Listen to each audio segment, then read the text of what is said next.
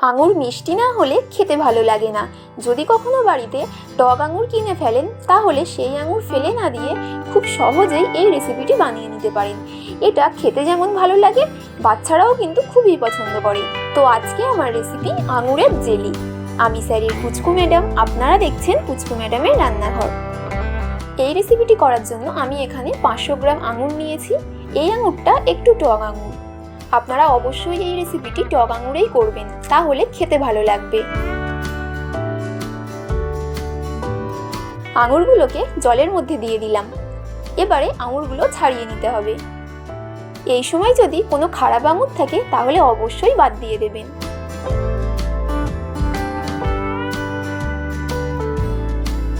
সব আঙুর ছাড়ানো হয়ে গেলে জলের মধ্যে আঙুরগুলোকে খুব ভালো করে ধুয়ে নেব। দেখুন ভালোভাবে ধোয়া হয়ে গেছে। এবারে একটা মিক্সার জার নিয়েছি। জারের মধ্যে সব আঙুরগুলোকে দিয়ে দিচ্ছি।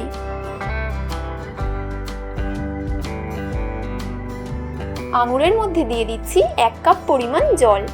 জল দেওয়ার পরে আঙুরের একটা স্মুথ পেস্ট তৈরি করে নেব।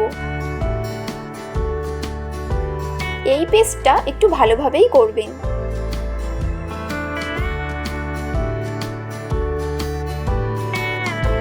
এবারে একটা ছাঁকনি নিয়েছি। ছাঁকনির মধ্যে আঙুরের জুসটাকে ছেঁকে নেব।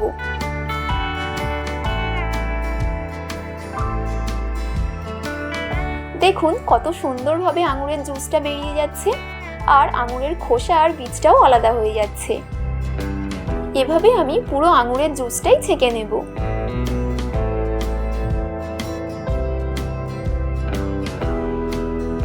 দেখুন কতটা আঙুরের খোসা আর দানা বেরিয়েছে।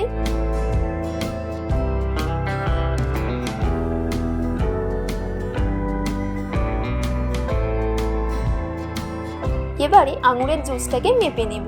তার জন্য একটা কাপ নিয়েছি। আপনারা চাইলে যে কোনো ধরনের কাপ বা বাটি নিতে পারেন।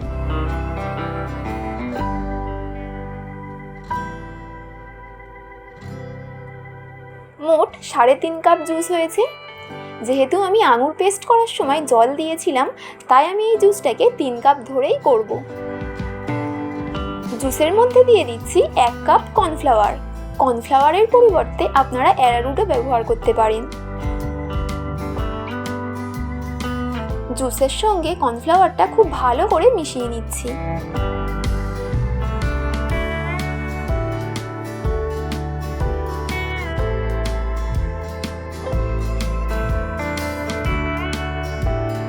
এবারে একটা কড়াই নিয়েছি। কড়াইয়ের মধ্যে দিয়ে দিচ্ছি 2 কাপ চিনি, আর দিয়ে দিচ্ছি 1/2 কাপ জল। যে কাপে জুস মেপেছিলাম সেই কাপ মেপেই জল আর চিনিটা ব্যবহার করলাম। খুব ভালো করে মিশিয়ে নিয়ে চিনির শিরা তৈরি করে নেব। চিনির পরিমাণটা আপনারা আপনাদের পছন্দ মতো ব্যবহার করবেন। এই রেসিপিটা কিন্তু একটু টক টক মিষ্টি মিষ্টি খেতেই ভালো লাগে। চিনির শিরাটা কতটা ঘন করবেন সেটাও আপনাদেরকে বলে দিচ্ছি। এভাবে হাতের মধ্যে নিয়ে যখন দেখবেন একটা তার তৈরি হচ্ছে, তখনই আপনাদেরকে বুঝতে হবে চিনির শিরাটা পারফেক্টভাবে রেডি হয়ে গেছে। এই সময় ফ্লেভারের জন্য দিয়ে দেব 1/2 চামচ এলাচ গুঁড়ো আর 4-5 ফোঁটা গোলাপ জল। আপনারা চাইলে গোলাপ জলটা স্কিপও করতে পারেন। এবারে যে জুসটা রেডি করে রেখেছিলাম সেটা আবারও ভালো করে নাড়াচাড়া করে নিতে হবে, কারণ কর্নফ্লাওয়ারটা কিন্তু নিচে বসে গেছে। ভালো করে নাড়াচাড়া করার পরে এই জুসটাকে চিনির শিরার মধ্যে অ্যাড করব। এটা কিন্তু একেবারেই একসঙ্গে দিয়ে দেওয়া যাবে না। ঠিক এইভাবে অল্প অল্প করে দিতে হবে আর নাড়াচাড়া করতে হবে, কারণ যেহেতু এর মধ্যে কর্নফ্লাওয়ার দেওয়া আছে তাই এটা কিন্তু খুব তাড়াতাড়ি বসতে শুরু করবে আর দলা পাকিয়ে যাবে। খুব ভালো করে নাড়াচাড়া করার পরে দিয়ে দেব ফুড কালার। আমি এখানে 3 থেকে 4 ফোঁটা মতো গ্রিন ফুড কালার ব্যবহার করেছি। এই কালারটা দেওয়ার কারণে এই রেসিপিটা কিন্তু দেখতে খুবই সুন্দর হবে আর বাচ্চারাও খুব পছন্দ করবে। গ্যাসের ফ্লেমটাকে মিডিয়ামে রেখে কন্টিনিউ নাড়াচাড়া করতে থাকবো। যখনই এটা বসতে শুরু করবে তখনই গ্যাসের ফ্লেমটাকে লো করে দিতে হবে, তবে কন্টিনিউ নাড়াচাড়া করতে হবে।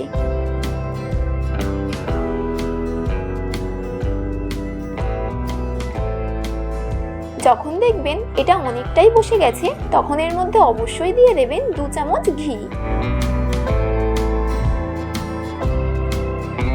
ঘি দেওয়ার কারণে এটা খুব সুন্দরভাবে কড়া থেকে উঠে আসবে।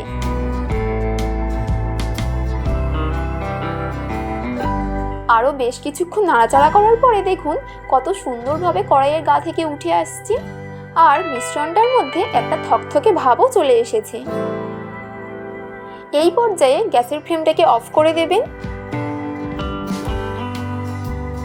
এবারে একটা স্টিলের থালা নিয়েছি, থালার মধ্যে অল্প একটু ঘি ব্রাশ করে নিচ্ছি। আপনারা ঘিয়ের পরিবর্তে বাটার বা তেলও ইউজ করতে পারেন। পুরো মিশ্রণটাকেই থালার মধ্যে দিয়ে দিচ্ছি, আর আপনারা অবশ্যই গ্যাসের ফ্লেমটাকে অফ করার সঙ্গে সঙ্গেই পুরো মিশ্রণটাকেই থালার মধ্যে দিয়ে দেবেন। একেবারেই দেরি করবেন না, তাহলে কিন্তু মিশ্রণটা জমতে শুরু করবে, তখন কিন্তু পারফেক্ট শেপ আসবে না। থালার মধ্যে দিতে আমার একটু দেরি হয়ে গেছে, তাই মিশ্রণটা একটু জমে গেছে। এবারে এটাকে 1 ঘন্টার জন্য নর্মালভাবে রেখে দেব। 1 ঘন্টা পরে দেখুন কত সুন্দরভাবে বসে গেছে, আর হাতেও লাগছে না। থালাটাকে উল্টে দিলাম, দেখুন কতটা নরম হয়েছে। এবারে আমি একটা ছুরি দিয়ে ছোট ছোট করে কেটে নিব। আপনারা আপনাদের পছন্দ মতো শেপ দিতে পারেন।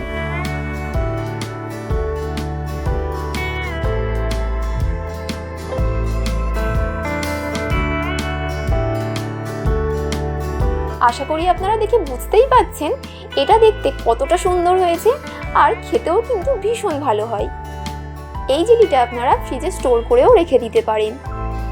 আর এরকম একটা জেলি যদি বাড়িতেই খুব সহজেই বাচ্চাদেরকে বানিয়ে দেওয়া যায়, তাহলে কিন্তু ওরা খুবই পছন্দ করবে।